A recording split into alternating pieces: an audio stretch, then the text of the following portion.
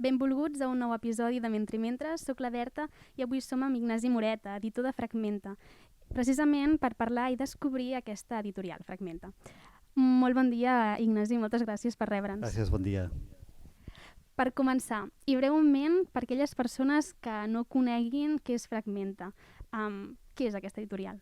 Fragmenta és una editorial que va muntar l'any 2007 amb l'objectiu de fer un servei a la cultura, a les persones interessades per fenòmens culturals, religiosos, etc., publicant un tipus de llibre específicament d'assaig, també llibre clàssic, inicialment molt al voltant del fet religiós, després hem anat eixamplant el cercle cap a les humanitats, i sempre amb la consideració que la religió era una cosa massa important com per deixar-la en mans de les persones religioses, no? La religió es pot estudiar des de dins, amb la màxima identificació, es pot explicar des de fora amb la màxima hostilitat i també es pot explicar des d'una postura que no és ni el dins ni el fora, no? sinó que és la postura de la religió com a fenomen cultural, com a fenomen humà, antropològic, que hi és, que s'explica amb empatia, sense necessàriament compartir una sèrie de creences, no? Per tant, nosaltres som una editorial que no som una editorial religiosa, no fem llibre catòlic per catòlics ni llibre musulmà per musulmans, tampoc fem llibre contra el fenomen religiós en si, que seria una altra opció, sinó que fem un tipus de llibre doncs, on el fenomen religiós, espiritual, en sentit ampli, no? Ens interessa i ens interessa doncs, des d'aquesta tercera via, per dir-ho d'alguna manera. I editorialment, en termes d'edició, no? És a dir, per exemple, ara que fa ben poc ha sortit aquest El intento recuperado de Lluís Quintana, com es fa la selecció dels textos? És a dir, arriben i llavors vosaltres els seleccioneu o no? Tu creus que hi ha un autor que consideres que pot abordar un tema i que t'interessa? Com funciona? Però hi ha de tot, no? Hi ha el llibre que citaves, El instante recuperado de Lluís Quintana Trias, és un llibre que havia sortit en català a publicacions de la Universitat de València, el vaig llegir, vaig dir això és de primeríssima qualitat i l'autor em va proposar, escolta, publica-lo en castellà. M'hauria agradat publicar les dues llengües, però bé, doncs el català ja hi és, doncs fem el castellà. Per tant, de vegades és l'autor que et fa una proposta, de vegades ets tu com a editor que dius aquest tema t'interès i aquesta persona en concret el podria abordar molt bé, no? Clar, gent que té cosa de dir n'hi ha molta, no? I l'editor el que fa és de les 1.000 veus que apareixen dir, mira, aquesta val la pena, no? I aquesta altra també. I aquesta altra, doncs mira, potser no. L'editor, doncs, honestament, amb el seu criteri, encertant més o encertant menys, associa el seu logo, la seva marca, a una sèrie de veus que considera que tenen pes, no?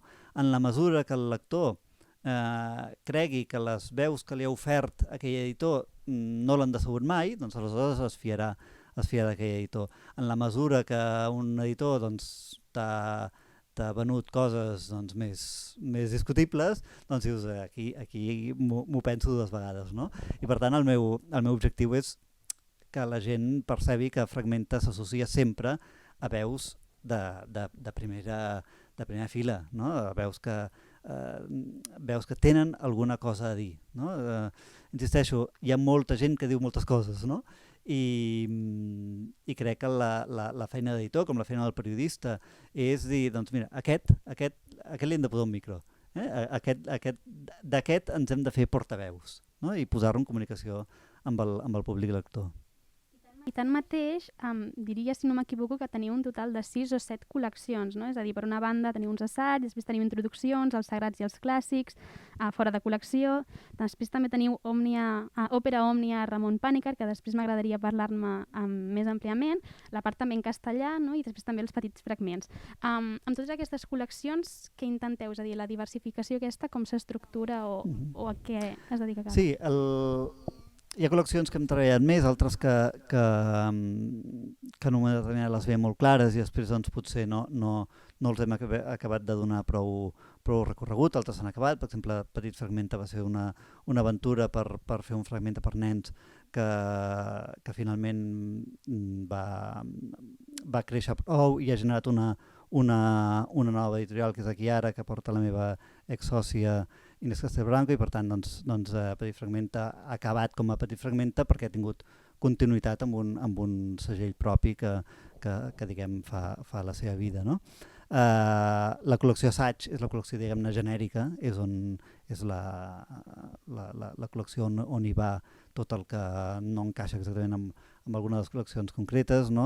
La col·lecció Introduccions volia ser, i és aquesta col·lecció que potser algun dia rellençarem, volia ser un petit quecege de religions, no? Aquest model francès de petites introduccions a grans temes, no? La col·lecció Sagrats i Clàssics vol ser una magna antologia dels grans textos que han donat les religions al món, no? Amb edicions, amb traduccions directes original, amb el text original lacarat en una doble pàgina, no? Original i traducció. I l'òpera Minerva Raimon Pàniker, que té prou entitat com perquè ho considerem una col·lecció pròpia. A més, la col·lecció Fragmentos en castellà, i ara iniciem una nova col·lecció que és la Biblioteca Pensament Contemporani, que dirigeix Joan Carles Meli, que també voldrem fer una mena de cànon dels grans pensadors que han pensat la contemporaneïtat. No? Exacte. Abans, però, centrem-nos en aquesta òpera òmnia Raimon Pàniker. D'alguna manera, es podria dir que Pàniker esdevé com una mena de símbol o emblema de Fragmenta, no precisament perquè és un pensador, no? Que tant a nivell pràctic com teòric recull, no? Tot el que és el pensament religiós, i no només potser a nivell d'editorial, sinó també a nivell personal, perquè va ser el comissari de l'any Pàniker el 2018, si no m'equivoco. No sé quin simbolisme representa tant Fragmenta, Ignasi Moreta, o si és global, no? En conjunt. A veure, quan vam començar a donar voltes a la idea de muntar una editorial sobre aquests temes, no? Religió sí, però no, no? Esclar, Pàniker encaixava perfectament al nostre projecte, no? Perquè Pàniker és un autor que escriu per tothom, no és un autor de la subcultura eclesiàstica, és un autor que forma part de l'àgora pública, de la cultura, és un filòsof, un pensador. No és percebut com algú que escriu només pels adeptes d'una determinada religió. De fet, per començar, quina és la religió de Pàniker? No? És cristià, és hindú, budista, secular, ell mateix ho problematitza, això, no? Però al mateix temps és un autor profundament religiós, no? Un autor que no renuncia a parlar des del cor i a apel·lar al cor del seu interlocutor, del seu lector, i no renuncia, per tant, a una mirada molt espiritual sobre tot allò que escriu, sobre tot allò que investiga, sobre tot allò que fa, no? Com a intel·lectual. I, per tant, la figura de Pàniker era una figura que per tant, encarnava en gran mesura aquesta via cap a la qual, com a editors, ens encaminàvem, no? Aleshores, més d'una persona ens va dir, home, aneu a veure Pàniker, a veure si publiqueu alguna obra de Pàniker, etc.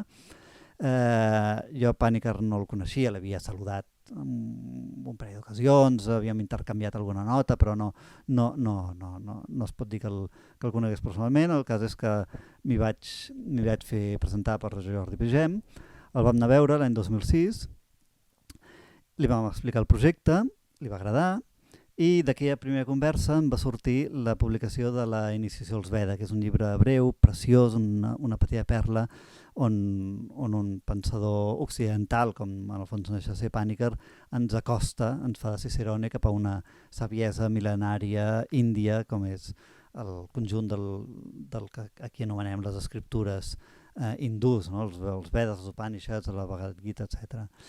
Això va ser el 2008 ja. Pàniker va quedar molt content de com vam publicar aquesta obra, i aleshores s'estava gestant en aquells moments la idea de publicar l'obra completa de Pàniker, un projecte internacional que liderava una editorial italiana, Jacobuk, i la idea era que l'obra de Pàniker es publiqués simultàniament en italià, en castellà, en català, en francès, anglès, si es podia trobar editor alemany també, etc. Bé, finalment el projecte va arrencar en italià, i la segona llengua que es va incorporar al projecte i que ha tirat endavant el tema va ser el català, amb la nostra edició de Fragmenta. Pàniker ens va fer confiança. En vida de Pàniker vam arribar a publicar tres volums de l'obra completa. I un cop mort Pàniker doncs hem continuat publicant l'obra i quan hi va haver doncs, quan s'aproximaven el centenari del naixement de Pàniker vaig lluitar perquè se celebrés, perquè les institucions catalanes apostessin per Pàniker i celebressin com cal l'any Pàniker i finalment doncs, va costar, però vam aconseguir que es declarés l'any 2018 any de Raimon Pàniker com a commemoració oficial de la Generalitat, que hi hagués un comissari, etc i per tant doncs, d'alguna manera tot va anant encaixant. Cal dir que el nom de Fragmenta és inspiració panicariana, és a dir, un dels textos més bonics de Pàniker es titula Colligite Fragmenta, no? que és una imatge que ve de l'Evangeli, la recull dels fragments quan hi ha la multiplicació dels pans i Jesús diu, doncs, ara que tothom ha quedat assedegat, recollim els fragments, que no es perdi res. No? És a dir, podem entendre les religions com una qüestió de monopoli, jo tinc el monopoli del text, no? O puc pensar que no hi ha un text que monopolitzi l'acció del sagrat, sinó que el que tenim són fragments, no? Són fragments, són diferents aproximacions al sagrat i qui soc jo per dir que aquesta és millor que l'altra, no? Tot allò que podem aspirar és a recollir fragments, no? I ens va semblar que era una imatge bonica per l'editorial que volíem fundar. Una obra, per tant, que es va recollint de tot el que és i omplint de Pàniker, que de fet, i ara el tens aquí a sobre, no? que de les últimes que s'ha anat publicant és aquest Ecosofia, no? Que de fet hi ha una introducció de Jordi Piagem i que acaba de sortir fa ben poc, un mes. Sí, l'Ecosofia, esclar, Pàniker diu això de l'ecologia encara és massa occidental i massa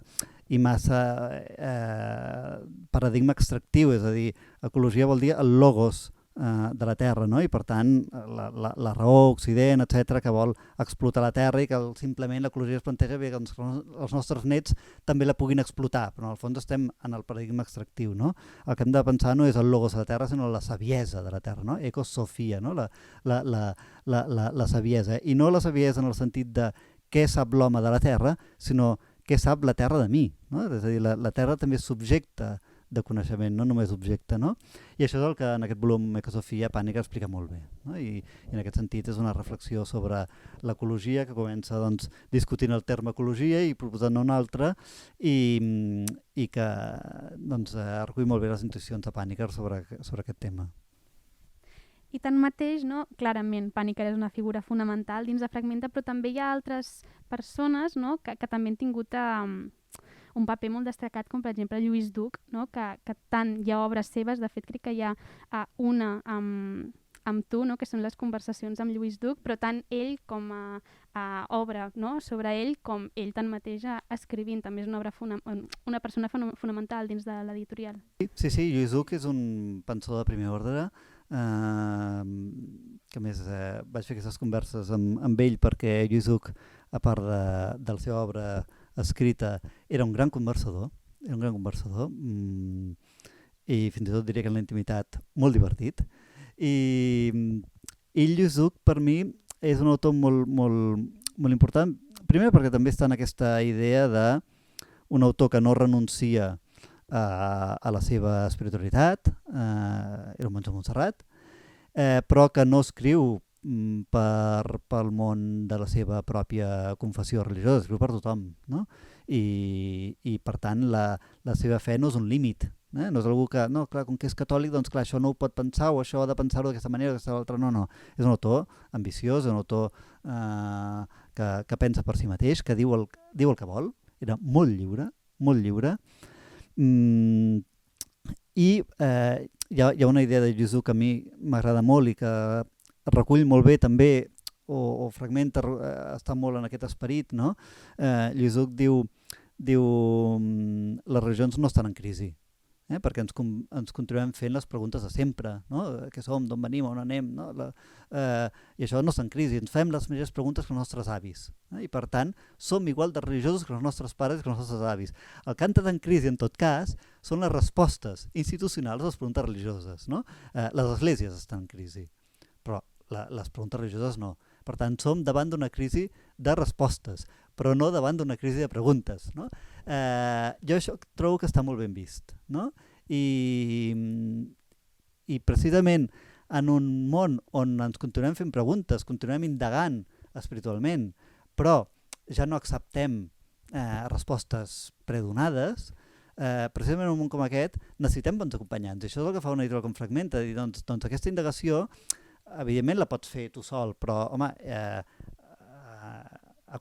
aprofita la gent que ha dedicat la vida a pensar aquests temes. No és el mateix fer una recerca sol que fer-la ben acompanyat. No? I també es pot fer mal acompanyat, al costat de qualsevol manual d'autoajuda o de qualsevol text d'una espiritualitat deletèria que també existeix. No? També en nom de l'espiritualitat s'han comès grans barbaritats. No? Això Lluís Duc també sempre ho deia, no? La religió ha donat lloc al millor i al pitjor. No?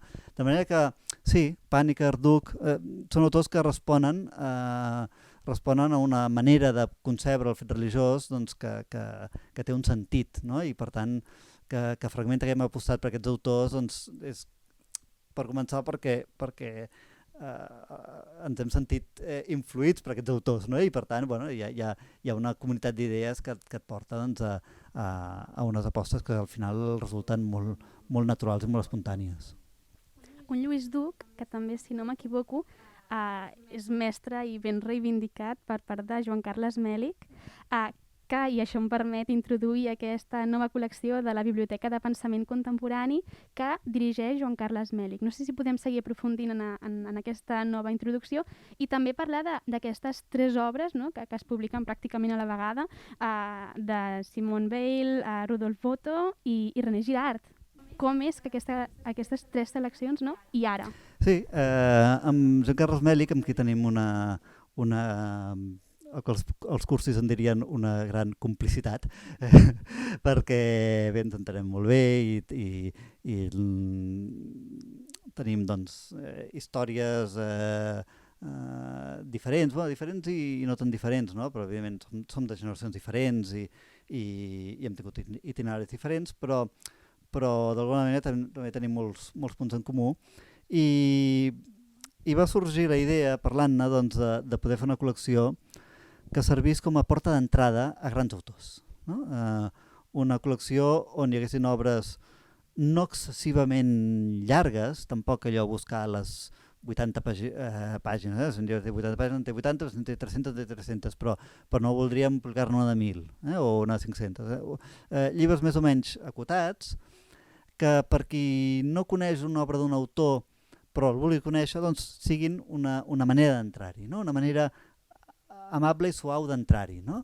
Simone Weil, per on comencem? Hi ha molts llibres de Simone Weil. Bé, doncs, quin és el text de Simone Weil amb el qual Simone Weil es va donar a conèixer, no? Ja morta, perquè va ser una selecció pòstuma. No? Simone Weil en vida no va publicar cap llibre, no? Però quin és el llibre que la va donar a conèixer i que la gent va quedar molt parada perquè la Simone Weil que havien llegit en diaris d'esquerres doncs era una mica diferent d'aquesta. Doncs la Simone Weil de la pesanteur et la grâce, no? La gravetat i la gràcia. Doncs bé, agafem la gravetat i la gràcia, que per alguns veïlians és un llibre discutible perquè, esclar, no és una selecció de quaderns, que és una selecció molt ben feta, amb criteri, amb molt respecte pel text, fins i tot diria que científicament és una edició molt solvent, però és una antologia dels quaderns, una sèrie d'escrits no pensats necessàriament per a publicació, i aquesta antologia que va fer Gustave Thibon pot servir com a porta d'entrada a Simone Weil. No? El cas de Rudolf Otto, no? El Sagrat. El Sagrat és un llibre que a mi em va fer llegir a la Seu Pompeu Fabra el professor Amador Vega, que va ser professor meu, va ser el meu director de tesi, i vam dedicar un curs sencer a llegir Das Heilige, el Sagrat, de Rudolf Otto, que és un autor doncs, això, que explica molt bé l'acostament al misteri. Rudolf Otto parla del Sagrat com mysterium tremens, mysterium fascinans, no? Allò que d'alguna manera ens atrau però ens repel, no? Aquesta ambigüitat que té la dimensió sagrada, no?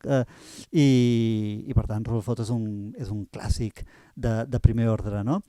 Bé, doncs hem de tenir Rodolfo en català, hem de tenir Das Heilig en català, jo crec que sí, no? Doncs finalment el tenim, no?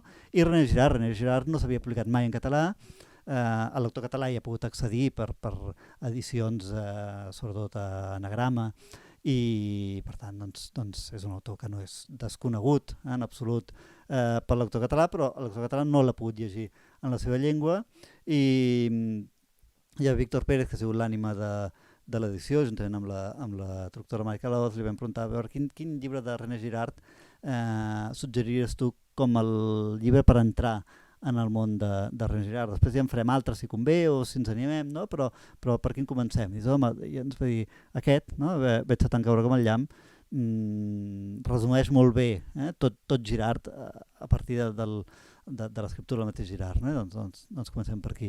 I la idea és anar continuant trobant obres de grans pensadors del segle XX cap aquí, que a través d'una obra puguis captar una mica tot el llenguatge que hi ha autor.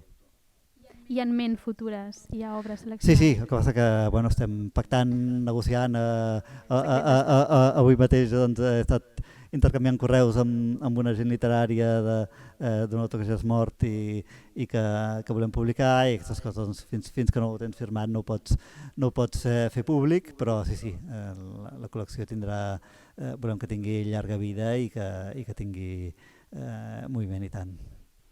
I sempre en català, tota aquesta línia? Aquesta col·lecció és en català, això no és obstacle, perquè si algun títol no existeix en castellà, doncs potser comprem els drets de les dues llengües i el publiquem també en castellà, ja veurem que el llibre és un món, però aquesta col·lecció vol omplir un buit en el pensament català. Clar, en l'àmbit del pensament, de la filosofia en català, s'han fet grans iniciatives, però encara hi ha feina a fer, no? S'han fet grans iniciatives, algunes de les quals és una llàstima que no tenen la visibilitat i la continuïtat que haurien de tenir, no? La gran ferida per mi és una col·lecció com textos filosòfics, que tota la primera etapa a l'editorial Laia doncs, tot allò ha desaparegut del mercat, no s'ha reeditat, i és un projecte que tenia una unitat, tenia un sentit, tenia un director al darrere, que era Pere Lluís Font, que garantia la homogeneïtat de la terminologia, de crear un llenguatge filosòfic en català, etc. I aquesta feina preciosa, doncs, d'alguna manera no hem aconseguit donar-li com a cultura doncs, la continuïtat i la projecció que hauria de tenir, no?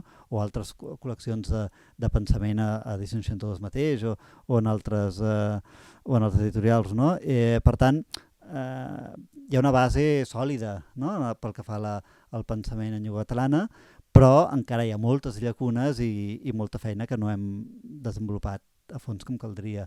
I doncs bé, intentarem posar el nostre granet de sorra perquè es pugui pensar en català, que el pensador català trobi els grans pensadors en la seva llengua, que contribuïm a crear llenguatge filosòfic en català. Intentarem doncs, que el català és una llengua apta per algun grau de la cultura, de la ciència, de la filosofia, del pensament, de qualsevol disciplina humanística, i per tant els grans clàssics els hem de trobar també en la nostra llengua.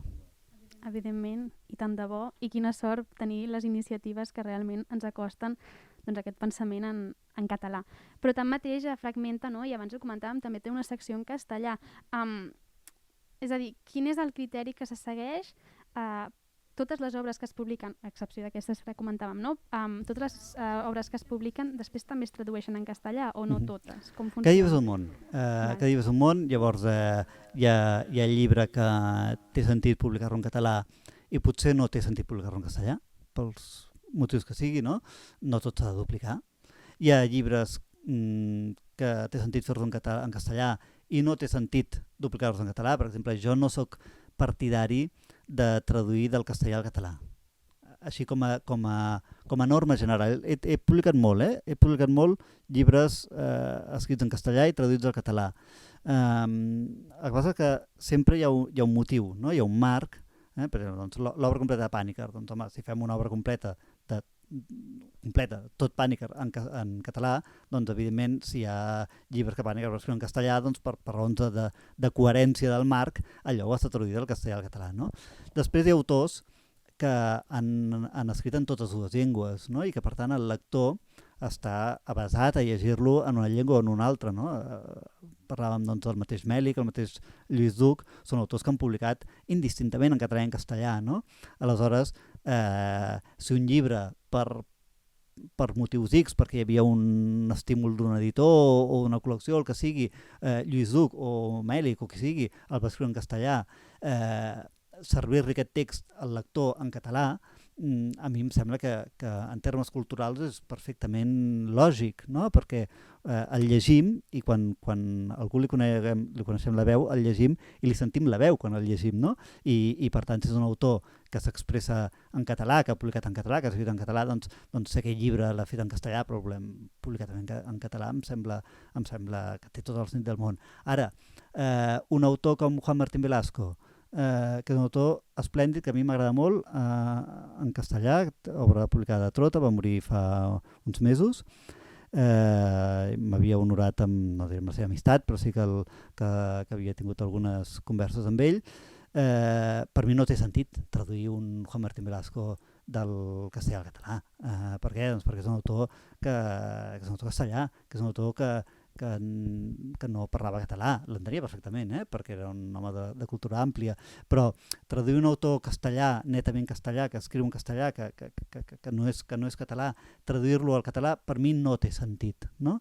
I per tant, hi ha qui discrepa, i són tot és legítim, però amb la de coses que hi ha per fer, doncs al final hem de prioritzar, no?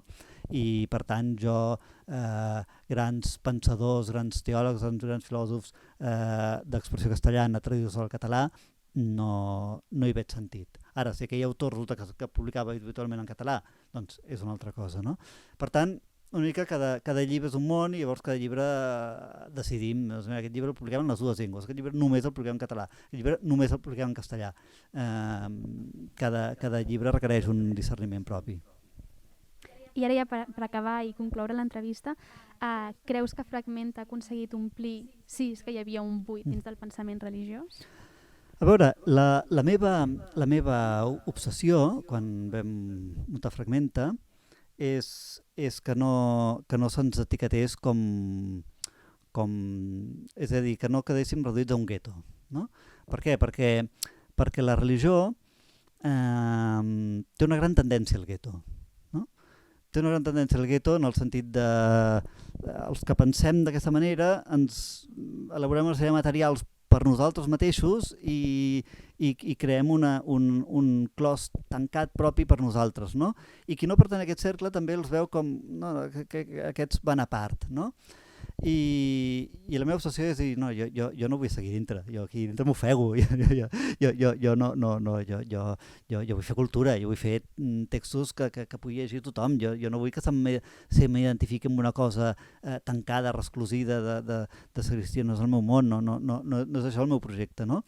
Però al mateix temps jo no estic disposat a renunciar a veus que em semblen de primera magnitud i que resulta que un és jesuïta i l'altre és monja Montserrat o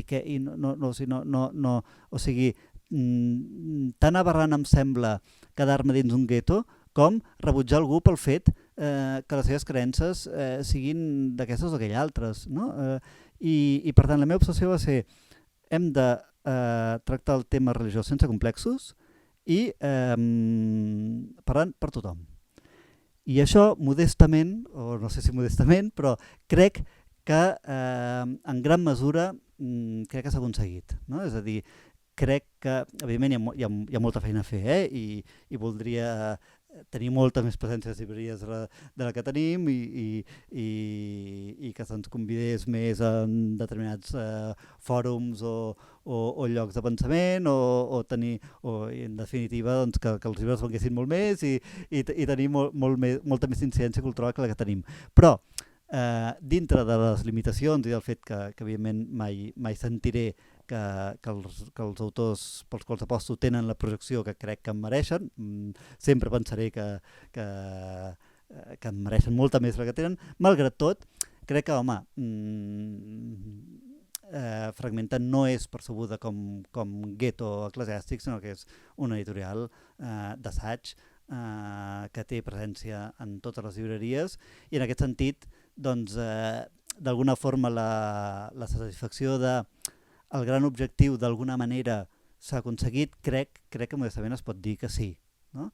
Ara, insisteixo, no s'ha acabat la feina, sinó que encara hi ha molta feina a fer per visibilitzar l'obra d'uns autors que tenen molt a dir i que per mi és un luxe, un honor doncs poder ser canal perquè aquesta obra arribi al lector. Doncs moltíssimes gràcies, Ignasi, per haver compartit aquesta estona amb nosaltres. El luxe ha estat nostre, i també ens feia especial il·lusió perquè, no ho hem dit, però havia estat professor nostre de literatura catalana, que realment vam gaudir moltíssim de les classes. Per tant, doncs, un plaer haver pogut recuperar aquest contacte. Perfecte, moltes gràcies a vosaltres.